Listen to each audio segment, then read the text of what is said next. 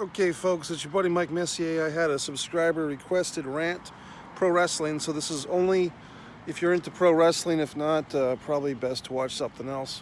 But the topic, the question was, who was responsible for the success of the Attitude Era? And the gentleman who asked me this question gave me a list of options: Steve Austin, Undertaker. I guess I'll go in the vehicle if you don't mind. Undertaker, Stone Cold, etc., Foley, The Rock. And he did not give as one of his choices, however, my buddy Vince Russo. Now, I'm going to kind of break this down as best as I can, and others have approached this question. Who do you give the credit to? My opinion, you have to give kind of the behind-the-scene credit to Vince Russo. The story's been told, not just by me, but I think even people like Jim Cornette will give a variant of this story. But Vince Russo, basically writing for WWE Magazine, started to go into business for himself, meaning he was conjuring up storylines that weren't really on WWE TV. And Russo was eventually invited into the booking committee room, or the booking room. I guess the WWE or WWF at the time did not have a booking committee, but the inner circle, so to speak. Bill Watts, ironically enough, because you don't really think of Bill Watts and Vince Russo as having much in common, but Bill Watts invited Russo to these meetings, and next thing you know, there was this infamous Raw, Davey Boy Smith versus Owen Hart for the first ever European title. Great match, actually. But for some reason, this Raw was not well received. You got poor viewing, poor ratings compared to Nitro. And it was not a well-received Raw, although I do remember that match. It was a great match. And the next day, Russo was called into the office of Vince McMahon. Russo thought he'd be fired. Instead, he was promoted.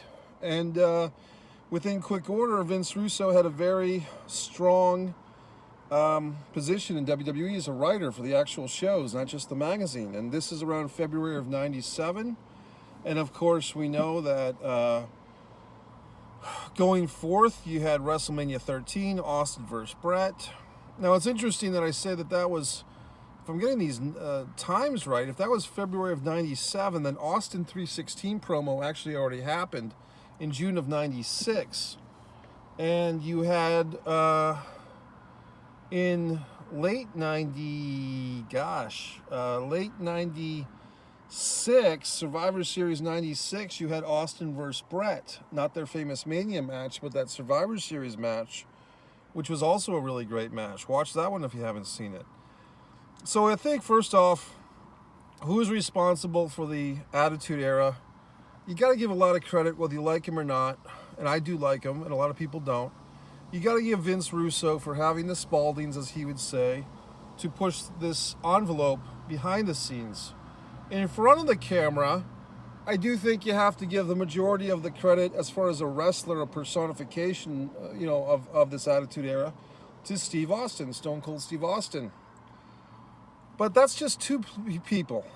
It really was a group effort, and it really was like all the stars were in alignment. When I say stars, it's not just a metaphor, but you are talking about, before The Rock, Shawn Michaels, the late 97 Shawn Michaels. People kind of forget or get confused, but the original DX of Hunter, Shawn, Chyna, and Rick Rude briefly in the corner for a few months, that was like from August of 97 to April of 98. It didn't last very long because of Shawn's back injury and his early kind of retirement for 4 years.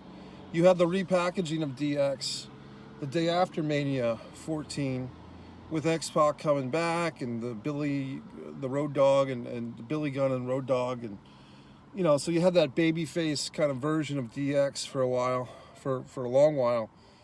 But people sometimes get confused. They blur Shawn Michaels in with the Road Dogg and Billy Gunn, and that's okay because there was a match or a Monday Night Raw where Billy and Road Dogg beat up the Legion of Doom with DX, and it was kind of like a trial thing, like they were trying out to be in DX.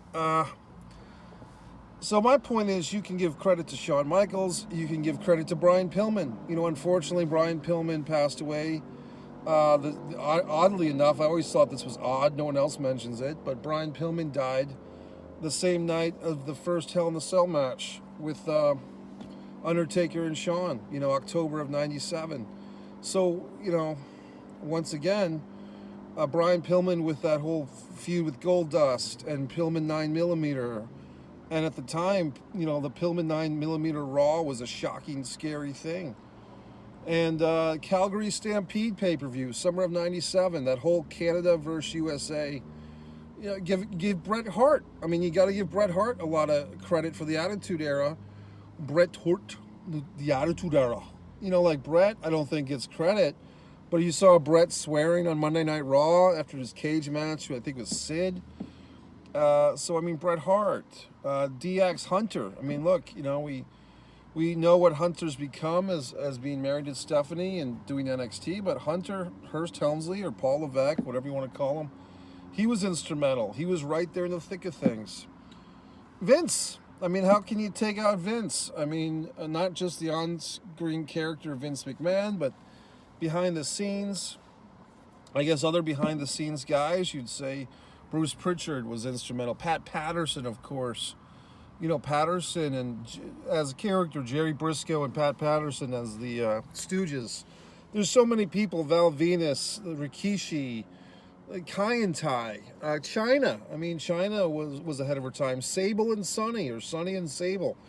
You know, I mean, you probably want to say Sunny, but Sunny brought a real sex appeal. I mean, if you remember her in the bathtub of Monday Night Raw. You just had so many fascinating characters. You know, Jerry Lawler with his infamous F-word promo on Goldust. I mean, that was part of it. You know, warts and all, folks. It wasn't always pretty. The Attitude Era of WWE or WWF was not always pretty. It was not always safe. It was definitely not always politically correct. You can watch Vince Russo do many shoot interviews where he talks about how him and Ed Ferrara, his writing partner, were watching a lot of Jerry Springer and so on and so forth. In the Goldust character, Goldust started in late '95, got really pretty hot in '96 as a character. Did the Conan show, I think, Conan O'Brien in January '96. So there's a lot of things that happened there, components that really added to the Attitude Era and made it a special time to be a WWF fan.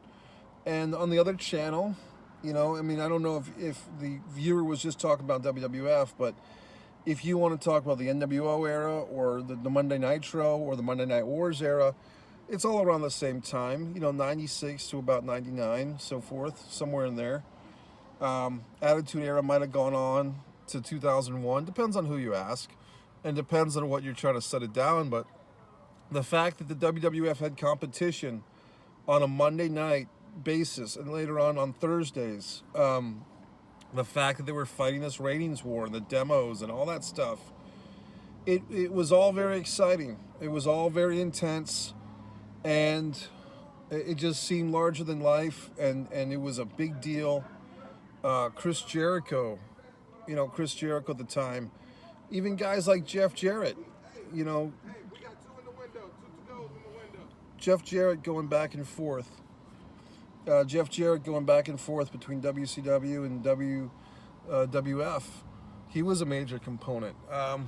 So I'm not trying to duck the answer. You can say Mike Tyson. You know, I'm not a huge Tyson guy, but Mike Tyson in WrestleMania 14 was a big part of it. It's really hard for the subscriber, if he's looking for Undertaker. I mean, God, I haven't even talked about the Undertaker or Kane, but Undertaker was there since 1990, and here it is 8 years later, you know, 97, 98, and he's still fighting with Vader. He's still 10 years from his best matches. I mean, I contend that the Undertaker didn't really hit his stride until he started wrestling guys like Edge and Orton and Shawn Michaels and Triple H and all those manias. But Undertaker was able to adapt.